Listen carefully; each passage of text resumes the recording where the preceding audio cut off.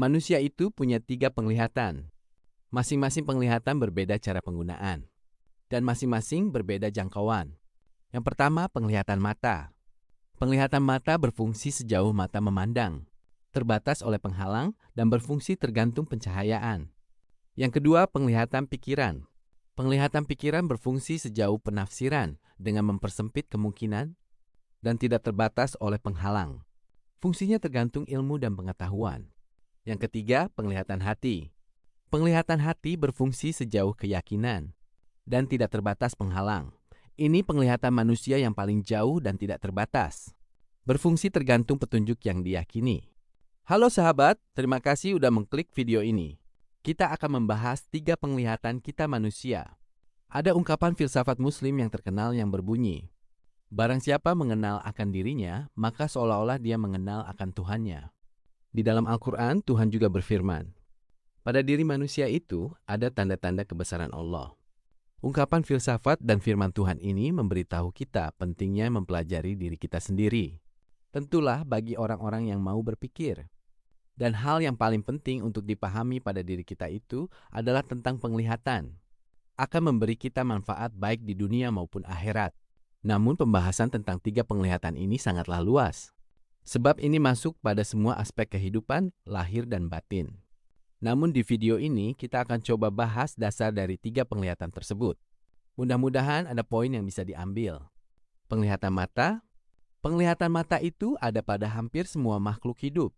Dan penglihatan ini berguna untuk melihat yang nyata atau yang tidak terhalang dan tidak tersembunyi. Manfaat mata itu semua sama bagi setiap makhluk. Yang terasa berbeda hanya mata manusia, sebab manusia punya pikiran dan hati. Itu sebabnya terasa berbeda. Apa yang dilihat mata manusia itu disebut fakta. Mata manusia juga melihat tulisan yang disebut teks. Sebenarnya semua makhluk juga bisa melihat teks atau fakta, namun hanya manusia yang bisa memahaminya. Sebab memahami itu bukan lagi kerja penglihatan mata. Sedangkan hewan hanya punya penglihatan mata. Sebab itu hewan tidak bisa memahami apa yang dia lihat atau dia tidak mampu mengenali tanda-tanda. Kita bahas penglihatan pikiran. Penglihatan pikiran hanya ada pada manusia, berguna untuk melihat sesuatu yang tidak dapat dilihat oleh mata atau gaib, juga untuk memahami dan mengenal dengan tanda-tanda. Jika pikiran memahami teks atau tulisan yang dilihat oleh mata, itu disebut konteks. Jika pikiran memahami fakta yang dilihat oleh mata, itu disebut kebenaran. Itu dasar ucapan melihat dengan mata dan kepala. Dia tidak hanya melihat fakta yang dilihat oleh mata, tapi dia juga memahami kebenaran dari fakta tersebut, yaitu dengan memikirkan. Pikiran melihat yang gaib, kita melihat angin yang tidak dapat dilihat oleh mata. Sebenarnya yang kita lihat itu bukanlah angin, sebab mata kita tidak dapat melihat angin. Karena angin itu termasuk yang gaib. Tapi yang kita lihat itu adalah tanda-tanda adanya angin. Dengan pikiran kita dapat memahami tanda-tanda tersebut. Di sini kita dapat poin perbedaan 2 penglihatan. Kita melihat waktu, yang sebenarnya waktu itu gaib. Yang kita hanya bisa melihat tanda-tanda dari waktu tersebut. Namun sekarang sudah ditemukan alat ukur waktu, yaitu jam. Sebab itu kita tidak lagi perlu melihat tanda-tanda waktu. Kita hanya perlu melihat jam.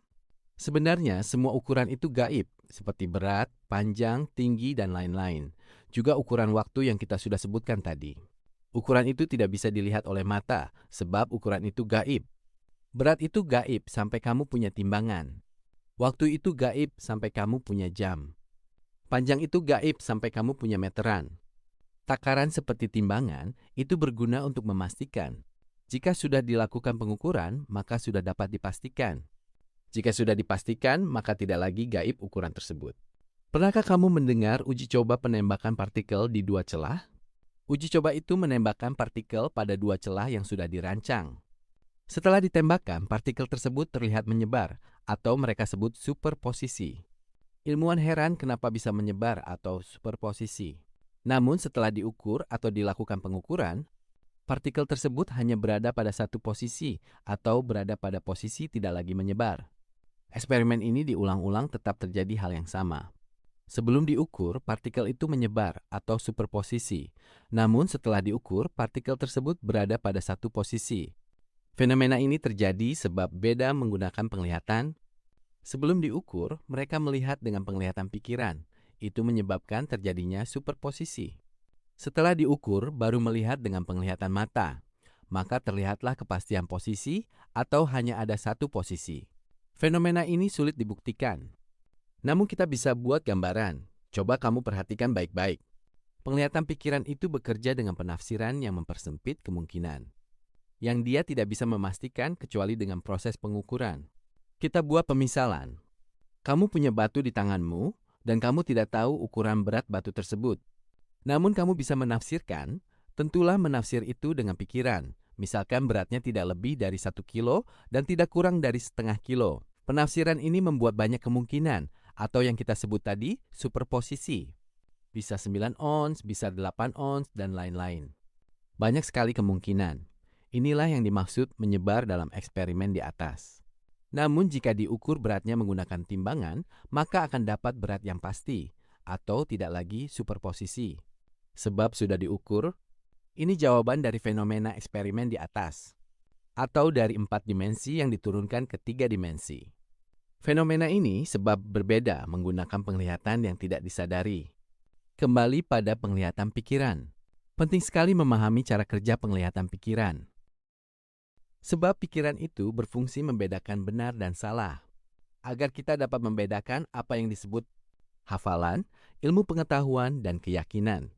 3 hal ini membawa banyak manfaat bagi kita manusia. Namun ini 3 hal yang berbeda. Beda cara penggunaan dan beda pula cara kerjanya. Jika ini tidak dikenali, akan banyak kekeliruan yang akan banyak merugikan. Kita beralih pada penglihatan hati. Penglihatan hati disebut keyakinan yang mengunci penglihatan mata dan penglihatan pikiran, maka menghasilkan keyakinan. Itulah yang dimaksud penglihatan hati. Keyakinan itu ada banyak, namun kita bahas keyakinan pada agama.